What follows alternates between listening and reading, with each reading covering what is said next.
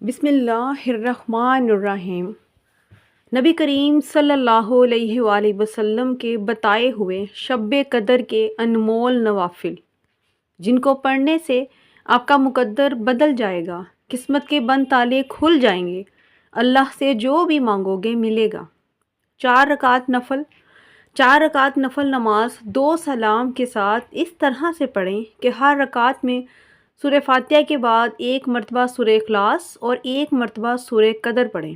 سلام پھیرنے کے بعد 70 بار استغفار پڑھیں۔ ان 4 نفل کو پڑھنے سے آپ کے تمام گناہ معاف ہو جائیں گے۔ 2 رکعت نماز نفل پڑھیں۔ ہر رکعت میں سورہ فاتحہ کے بعد سورہ قدر 1 مرتبہ اور سورہ اخلاص 15 مرتبہ پڑھیں۔ سلام پھیرنے کے بعد کلمہ شہادت 70 بار پڑھیں۔ ان نوافل کو پڑھنے والا قبر کے عذاب سے محفوظ رہے گا۔ 4 رکعت نفل نماز 2 سلام کے ساتھ اس طرح سے پڑھیں کہ ہر رکعت میں سورہ فاتحہ کے بعد 5 مرتبہ سورہ اخلاص اور 1 مرتبہ سورہ قدر پڑھیں۔ سلام پھیرنے کے بعد 100 بار کلمہ طیبہ پڑھیں۔ ان نوافل کے پڑھنے سے اللہ تمام جائز حاجات پوری کرے گا انشاءاللہ۔ 12 رکعت نفل، یہ 12 رکعت 4 رکعت کر کے یعنی 3 سلام کے ساتھ پڑھیں۔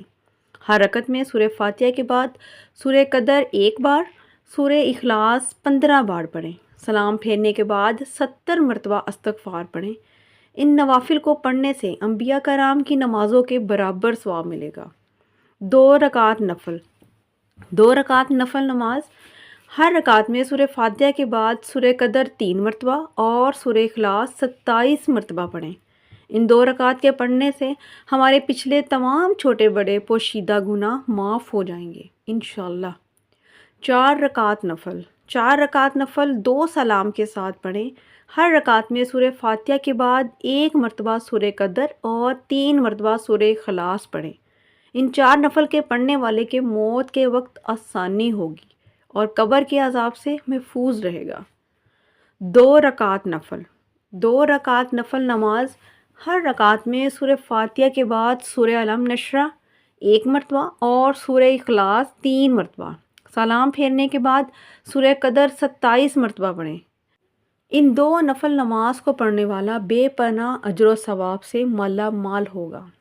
4 رکعت نفل نماز 2 سلام کے ساتھ اس طرح سے پڑھیں کہ ہر رکعت میں سورہ فاتحہ کے بعد سورہ قدر 1 مرتبہ، سورہ اخلاص 3 مرتبہ پڑھیں۔ سلام پھیرنے کے بعد سورہ علم نشرہ 70 بار پڑھیں۔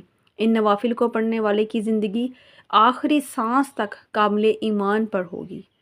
صلاۃ تسبیح، نبی کریم صلی اللہ علیہ وآلہ وسلم نے اس 4 رکعت نفل نماز کے بارے میں ارشاد فرمایا کہ اللہ تعالیٰ اس نماز کے پڑھنے والے کے تمام چھوٹے بڑے، پرانے یا ایسے گناہ جو چھپ کر کیے ہوں یا جان بوجھ کر کیے ہوں، اللہ پاک تمام گناہ بخش دے گا۔ اس لیے آج کی رات نوافل کے ساتھ اس نماز کو بھی ضرور پڑھیں۔